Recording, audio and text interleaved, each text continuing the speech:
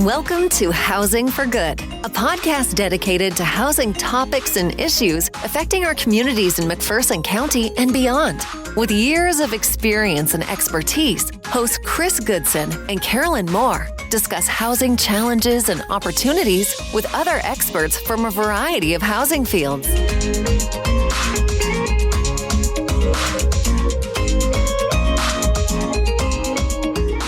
Hi, and welcome to this week's episode of Housing for Good. I'm Karolyn. And I'm Chris. So, Chris, today we are joined by Stephanie, and Stephanie is part of SCKEDD. Right. South Central Kansas Economic Development District. Very good. I think that's right. So I'm really excited, too. This is our first time for having somebody call in. So if you are somebody out there and you can't get to McPherson, Kansas, we're able to call you and do the interview over the phone. So that's that really widens our ability to bring guests on who aren't necessarily right here. Yeah, and Stephanie's joining us from the Wichita area. So Stephanie, introduce yourself and tell us about your part in SCKEDD. Sure. So I am Stephanie Marsh, and I am the program manager for the grants department here at SCKEDD. It's a small department, so myself and then my coworker, Megan Unruh. Between the two of us, we work with our small rural communities in our South Central Kansas service area. So we have about 12 counties that we serve, and our specialty is rural Kansas towns and counties that we offer services for. And are there grants for businesses and for homeowners or home development? Yes. So there are grants for both of those things. The state really works hard to try to gear grant programs that will benefit both housing, which is seen as a big part of economic development, to ensure that there is adequate and plentiful housing in these smaller communities so they can support, increasing jobs and infrastructure and things like that. So we work closely with the Kansas Department of Commerce, and within the Department of Commerce, they also have what's called the Office of Rural Prosperity that offers smaller type grants for things like, downtown beautification projects, murals, art, and also some small improvement grants, such as grants for parks equipment and things like that. And the Kansas Department of Commerce, their main program that they have that offers grants for communities is called the Community Development Block Grant. We call it CDBG for short. And under CDBG, there are multiple categories that support housing rehabilitation as well as business development and economic development. So I have a question. You work with cities and counties. Do you also work with nonprofits? And how would I contact you? Let's say we want to work with a community and we're all doing this together. Do you have to have a city or a county involved, or can you work directly with a nonprofit like McPherson Housing Coalition? So most of the grants that are under the Commerce umbrella are geared towards cities or counties. For CDBG, the city or the county does have to be the applicant and the grantee.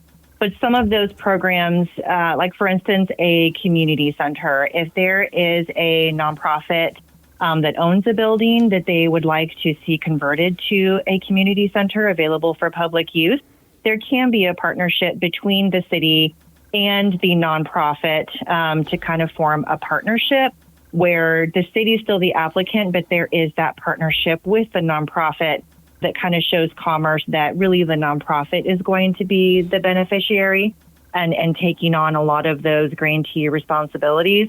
So it's not unheard of, but most of these federal programs, it does have to be through the city.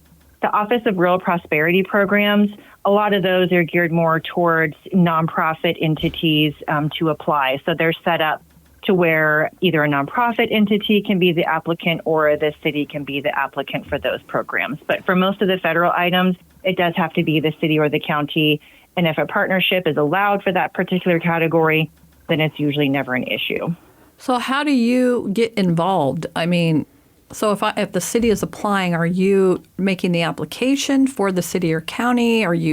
How does all that work?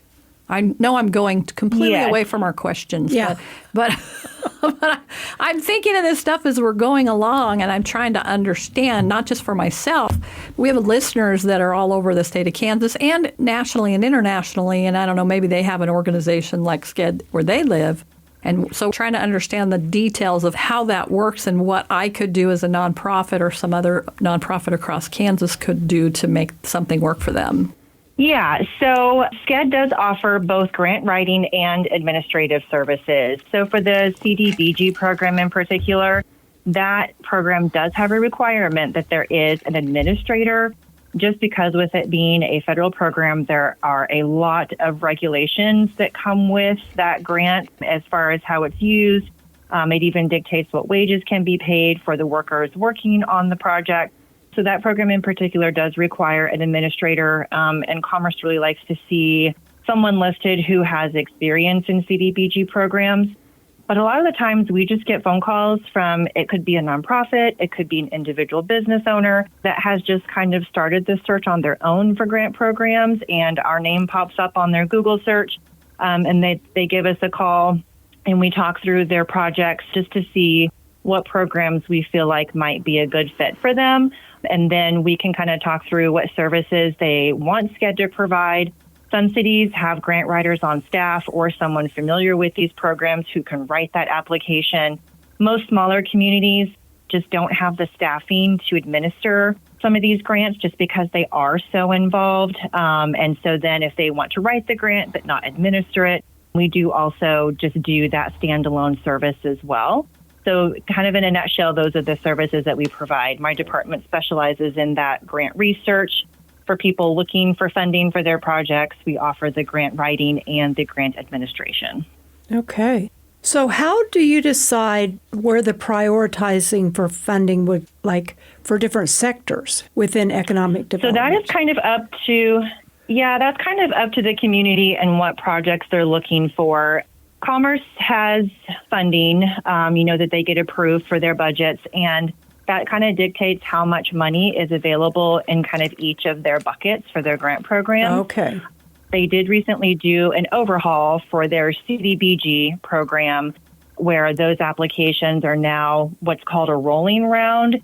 So they went from some of their grants where it's more competitive, where they only have a once-a-year application window, and then that's all you get until the following year, where now all of them are on that rolling round. So it means that once that application cycle is open for the year, you can submit an application whenever it's ready. You don't have to wait until that once-a-year deadline. So that means your application is going to get looked at faster. You're going to get a response quicker on if your grant was awarded. If it was denied, then they kind of talk through what changes they really need to see in the application. So then you can resubmit it, and hopefully it will get funded with that resubmission. So essentially those opportunities are available until the money allocated is all spoken for. So we've seen that change happen with housing grants as well, where they go to a rolling application process, and it's not just once a year. And I think it's helping different agencies to get the funding. We're all learning as we go. So it's difficult when you apply once and you're turned down, and now you have to wait a full year to do it again, whereas it's already top of mind. And if I could just tweak my application, so it makes it more easier on folks. So when I look at the supporting small business, I know a lot of our communities in McPherson County, they need housing. However, in order to get housing, they need businesses. Yeah. I mean, they really go hand in hand. So if I'm a small community and I want to bring a gas station, I know we have one community. If they could just get a gas station with some groceries, it would help tremendously for them to be able to get someone to move to their community. Because right now they have a school, but there's nothing else really to offer. So if a small business wants to move to Kansas, or there's some incentives, what is that for a smaller community? What would that look like? Yeah, so there are a few different opportunities. So one would be, SCKEDD also has a small business lending team, and so their specialty is talking with potential business owners to see if their business would be a good fit for some of the loan programs that they offer. If it's kind of more of a larger scale type business development, the Economic Development Administration, EDA for short, they offer a lot of larger grant opportunities, and that can be anything from providing grant money to a city to support the infrastructure needed. So like if there's a new, business park that a city wants to put in, but there's no infrastructure, there's no water lines, there's no streets, things like that, they can apply for funding for something like that. EDA is another program where the city does have to be the grantee, so the business owner would really have to have a good partnership with the city for projects like that. And like I said, our loan team could be an asset to explore various loans that might be available for the business. As far as federal funding, there is a commercial rehab portion under CDBG. That particular program is geared towards buildings that are in the downtown commercial district. So there is a little bit of a limit on that particular one just because it can't be something that's on the outskirts of town. It really has to be in that downtown commercial district. And that particular grant program provides funding for a building owner to rehabilitate the building under the slum and blight category. So, a lot of our small towns have downtown districts with these old, beautiful buildings, but they have fallen into disrepair. They've been unoccupied for many years, and they just need a lot of work to bring them back to life. So that's what this program is geared towards, to bring those downtown districts back to life and help provide the city and the building owner with funds to get that building up to code and inhabitable, and then, have that for-profit business move into it. For buildings that are kind of outside of that commercial district, that's where we just kind of look to see what private funding might be available. Some of the larger businesses do have grants for business owners for startup funds and things like that. So we could just do some grant research just to see what would be available. And then we usually put a list together with what we're able to find and then send that to the business owner so they can see if there's anything of interest that they want to pursue. So what I'm hearing you say is that you not only bring city grants from the state level, but the federal level and private funding, and that's something that you can put together for a community to help them move forward with this? Yeah, a lot of these smaller private grants, they're better if the business owner actually does the application for that. They're typically not a large application, so they're usually pretty easy to complete just with a business owner doing that on their own. The smaller private grants, we usually don't complete those applications, but we do the research and kind of put that list together. If we do find a state program that has more of a larger application that would kind of be more in SCKEDD's wheelhouse, then we would definitely offer services for some of those. The Office of Rural Prosperity is always, trying to keep up with their constituents to see what is most needed in their communities. So they usually have, different grants every year to kind of hit on the needs that they're hearing from the citizens. So that's usually the main spot I look to for state funding, just because it seems like they're always introducing some new programs that might benefit a situation like this, where it's a business owner that has a building on the outskirts of town that is looking, for some funding either to help fix up their building or maybe even provide some startup funds. Okay, I just got to tell you, while she's talking, my brain is wandering down some of these small community main streets at what she's talking about, where there's not been a business there for a number of years. That building needs so much help. And this feels like a light at the end of the tunnel for some of that work that needs to happen in our smaller communities. I love this. Yeah, I think so too. We're in the middle of a housing initiative countywide, and obviously building that downtown area and businesses within those communities is really going to be the key to getting more housing for the people that live there. Because we can work to bring housing in, but we can't do anything to sustain the buildings or the businesses, but this program would be something, an entity that they need to have a communication with. So we've talked about relocation or expanding. Is there any support for businesses that maybe they're just doing a startup? Maybe it's a brand new thing. They're not already established. Is there anything different for them, or would it still be these same kind of grants that we just spoke about? It would be the same kind of grants that we just talked about. For startup funding, I would really try to set them up with our small business lending team so they can just kind of talk about the type of business that they're looking at and if it would be a good fit for any of the SBA programs that our lending team has access to. Our lending team through SBA is now approved to offer assistance throughout the entire state, whereas former regulations, they were kind of tied to just our service area. But with that change, it's really opened up opportunities for them to assist small businesses outside of kind of where they have normally operated. So I would definitely set them up with our loan team to talk through those and see if anything there would be a good fit.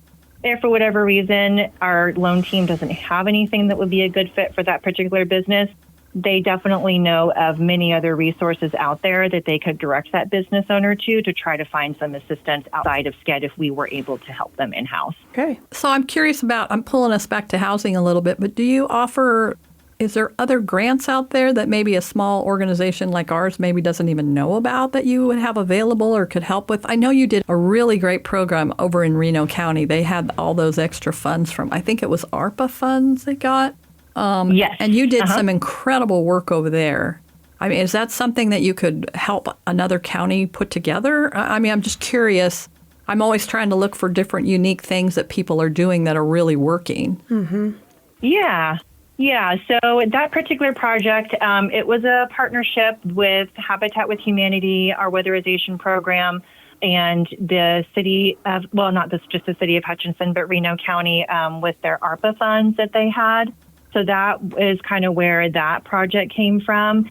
If another city has a similar situation where they have money in hand from something else that they want to reinvest into housing, that Reno County project was kind of our pilot for that type of scenario. Obviously, I know a lot of ARPA money is being allocated and it has to be spent by a certain time. But yes, we're always open to something like that if a city does have the resources to kind of partner with, maybe another program if they want to partner with weatherization to make those dollars go even further. We also have our housing resurgence program, which we originally started right before COVID, and then COVID hit, so we kind of had to take a pause. But that has started back up post-COVID, and we've had, I believe, 2, maybe 3 houses now. So with that program, a city maybe has a home that in a neighborhood that kind of needs a spark. So it would be a home that would be a great fit for a moderate income family. So then they would donate or sell that home to SCKEDD for a deeply discounted price. And then SCKEDD would invest our dollars into it to rehabilitate it and then put it on the market for a moderate income family. So that's kind of a program that's in-house that SCKEDD has been able to start. So our homes currently have just been in Reno County, but I know that we're kind of putting the word out about that program to where if cities have a home that they feel like might be a good option for that program, then our executive director is more than happy to talk with them, about that to see if it might be a good fit for that particular program that we have in-house. Oh, I love that. I just heard a program yesterday talking about the age of housing being 44 years old. That's where they're considering homes that need to have work done to them to bring them up to code and, remodel and that kind of thing. And I'm thinking, 44 years old, mine's over 100. So I'm really struggling. But I do think there are more homes that are older stock that need to have something done to them. So I love that idea of being able to turn it over when there's nothing more you can do with it and keep it on the market. We need every one of our houses. So how much money would you say if somebody wanted to do a project like this? I mean, are we talking $100,000, $2 million? I mean, what would that look like if somebody was trying to do something like this? How much money? I mean, I know in Reno County, I thought it was a significant amount of money. Mm-hmm. It was. I don't know exactly how much they had that they allocated towards the program, but it was a fairly significant amount. I would say it just kind of depends on what the city is looking for. If they have $100,000 and that's all they have, then they could decide, okay, what do they want to do with that money? Do they want to do ADA improvements for their senior citizens that live there that maybe don't have the funding to do, a ramp that gets them up into their front door, or, grab bars in their bathroom? Or do they want to put that towards other things that a homeowner might need, whether it be, it could be a myriad of things that they might want to focus on. They could even just decide that they're willing to allocate, $10,000 per applicant if they wanted to do something like that. And if it's a homeowner that fits into the income bracket for weatherization, that $10,000 could go towards certain items for that homeowner. And then if they applied for weatherization and qualified for that, then weatherization could then provide additional funding, to help rehabilitate and bring that home more up to code, have it be safer, more efficient. So it just kind of depends on what the city is looking to do and how much money they have and how much money they would feel comfortable, putting out there for their communities. A lot of communities have like a paint the town thing where they will give $5,000 per home to go toward labor and the materials and things like that. So even something small like that has really started kind of a spark in some of these small towns. One house gets painted on a block and then the neighbors are like, well, that looks wonderful. So they go talk to their neighbor to find out, well, how did you get this done? And then the word just kind of spreads grassroots that way. So we've seen a lot of success with communities doing smaller things like that. It might not be a huge improvement, but it's kind of something to get started. Yeah. Sure. Yeah. That sounds like our Brush Up Mac program that we have. Ready to say that. Yep. Yeah. People notice that somebody's yard got cleaned up and maybe they did get a wheelchair ramp put on and all of a sudden they start asking, hey, how'd you get that done? So, hey, how does the state measure the success of its economic development initiatives? Basically, by the number of applications that they get for these programs. They have had a program or two that maybe didn't get all of the funding allocated for that funding year because they just didn't get enough applications for that particular category. I will say that most of these programs are pretty competitive. I think the only category that they have had within recent histories, like maybe the last couple of years, that just barely got their money distributed by the end of the year was their CDBG housing rehabilitation program. But I think for the most part, if they've got a grant out there for a community, I don't think that they really have an issue getting that money, sent out to communities. I'm pretty confident that their coffers are empty by the time the funding period is over. So I think that really shows them that these programs are needed, they're wanted, and I think that their return rate is very low. I don't think hardly ever do they have a community that needs to turn the grant money back, whether it be, say, for instance, they had housing rehabilitation grant, and for whatever reason, homeowners within that target area just were not submitting applications to get approved for that housing rehab. So if that grant kind of just drags on and they just cannot get momentum on getting new applicants, sometimes they'll have to return the remainder of the funds that they didn't use. But for their other programs, they're pretty successful. And usually that grant money that's awarded to that city, there's no issues in the city, spending that money on their project and having a successful outcome. Yeah, I think a lot of that goes into how well it's advertised. I know McPherson has used the CDBG funds, and they split the city into quarters. And so they'll focus on one quarter of the city for people to apply. And there were homes in my neighborhood, in my quarter of the city, where there was some work done and everything. And it made the houses look really nice compared to how they were before. So yeah, it's a great way to get those homes brought back up. Well, especially for low income or elderly homeowners, that once you get to be on a fixed income, it's really hard to have the extra money for, new roof, guttering, windows, that kind of stuff. I think in our community, a lot of landlords use that to get their rentals back up to par.